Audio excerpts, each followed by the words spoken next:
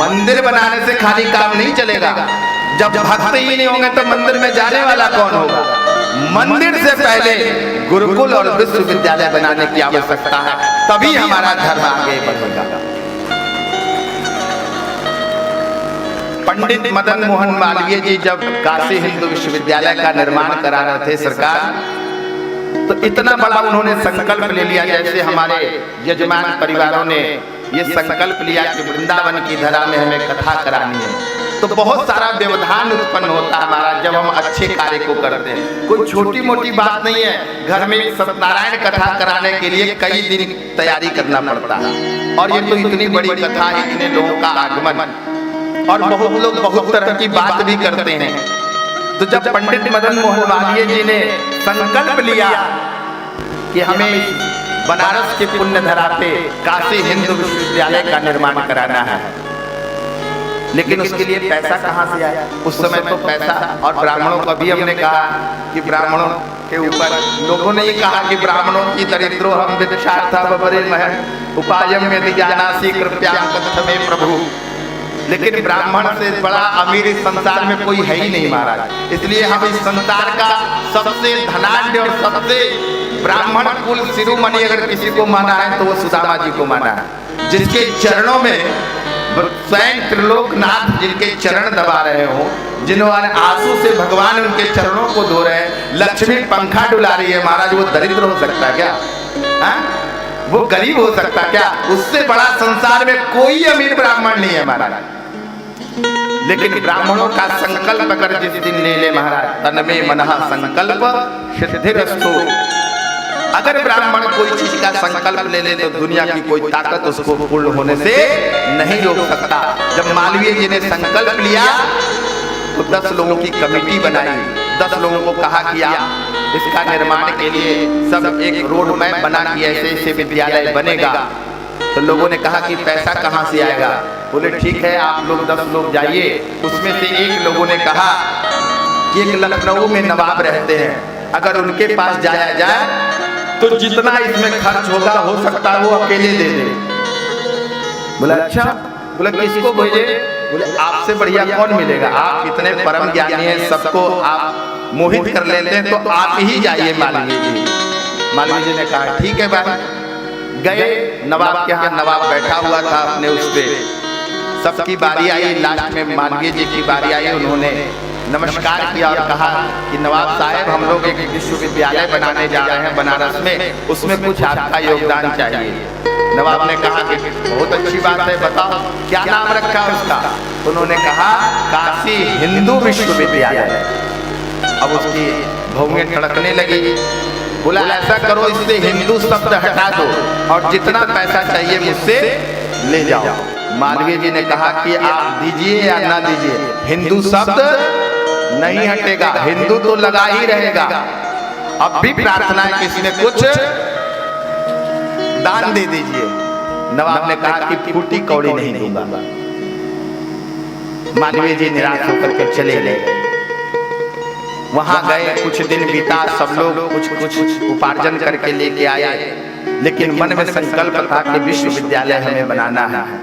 उनको नींद ना आए महाराज, कैसे बनेगा इतनी बड़ी विश्वविद्यालय।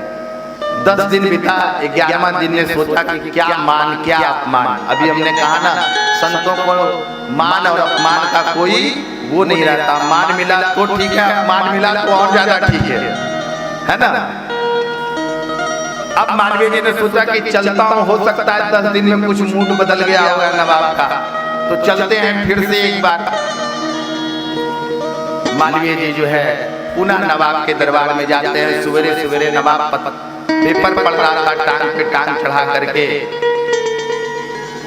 और उसी समय मालवीय जी गए, नमस्कार किए, बोले नवाब साहब फिर से मैं आपके पास आया हूँ, विश्वविद्यालय बन रहा है, कुछ तो योगदान दे दीजिए।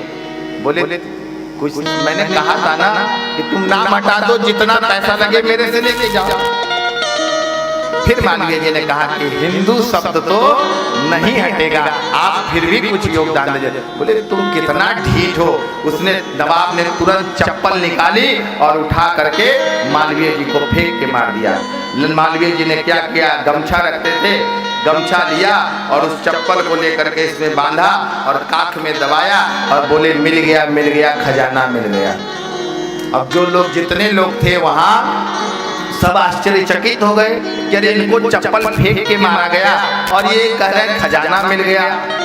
तो जो ज्ञानी जन होते हैं, जो बुद्धि जन होते हैं, जो विद्वान जन होते हैं, वो अपमान में भी निराश नहीं होते, क्योंकि उनको बड़ा कार्य करना है। वहां से चप्पल लिया और पहुंच गए बनारस। सारे कमेटी के लोग आए, सब लोग अपना अपना पैसा निकाल रहे हैं। फलाने बाबू ने इतना दिया, बाबूलाल जी ने इतना दिया, गोयल जी ने इतना दिया, संजय जी ने इतना दिया, आप सब लोगों, महेश जी, सारे जितने बैठे हैं, कुछ न कुछ सबका योगदान आया उसमें। अब सोचा कि मालवीय जी तो मोटी जगह गए हैं, ये तो मोटा माल लेके आएंगे, तो इसके लिए गिनती में समय चाहिए, जिनके सबसे बाद में खुलेगा इनका पर्चा।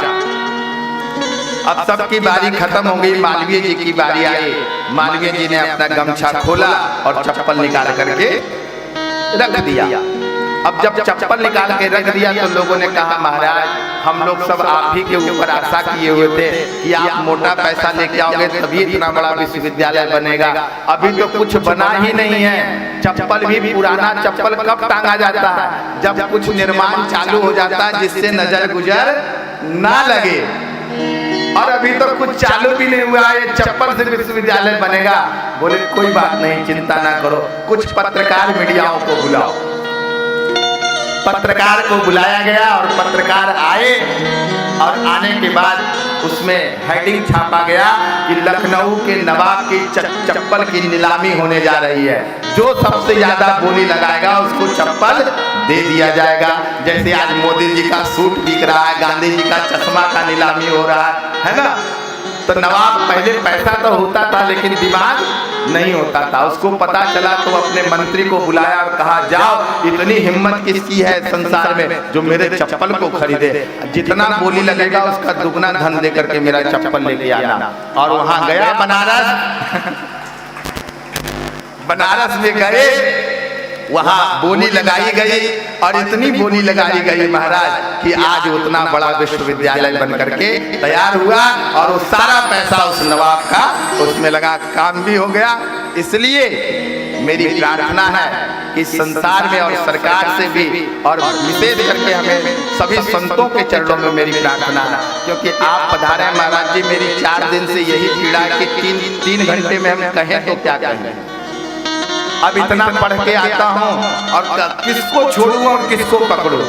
और इसी का कारण है महाराज जी कि 3 घंटे का जो हम लोगों ने समय कर दिया, उसी कारण जो पा रहा है ना, नाचने वाला, गाने वाला, बजाने वाला, सब व्यासपीठ पर बैठ करके व्यासपीठ की गरिमा को धूमिल कर रहा है। इसलिए मेरी प्रार्थना है, आप वृंदावन के मूर्धन्य विद्वान और कथाकार हैं, आपकी प्रतिष्ठा पूरी वृंदावन में है, तो अब फिर से ये परंपरा चलनी चाहिए 2 सत्र वाली कथा। बोले कृष्ण कन्हैया लाल की, जिसमें सिर्फ विद्वान लोग ही आए तभी कथा की परंपरा बचेगी। नहीं तो जैसे आज सत्यनारायण की कथा लुप्त होती जा रही है, ठीक उसी प्रकार भागवत पुराण भी एक दिन लुप्त हो जाएगा। पहले बच्चों को पढ़ाओ, गुरुकुल भेजो, पहले उसको अध्ययन कराओ, वेद शास्त्रों का अध्ययन कराओ, फिर उसको व्यासपीठ पर बैठाओ। अभी क्या हो रहा है? अभी होड़ चल रही मां, जिसको हो रहा है अभी पढ़ा नहीं, लिखा नहीं, कुछ ज्ञान अर्जित नहीं किया और वो व्यासपीठ पर बैठ करके कथा करते। इससे कथा की गरिमा धूमिल होती है। बोलिए श्रीमद् भागवत महापुराण की जय।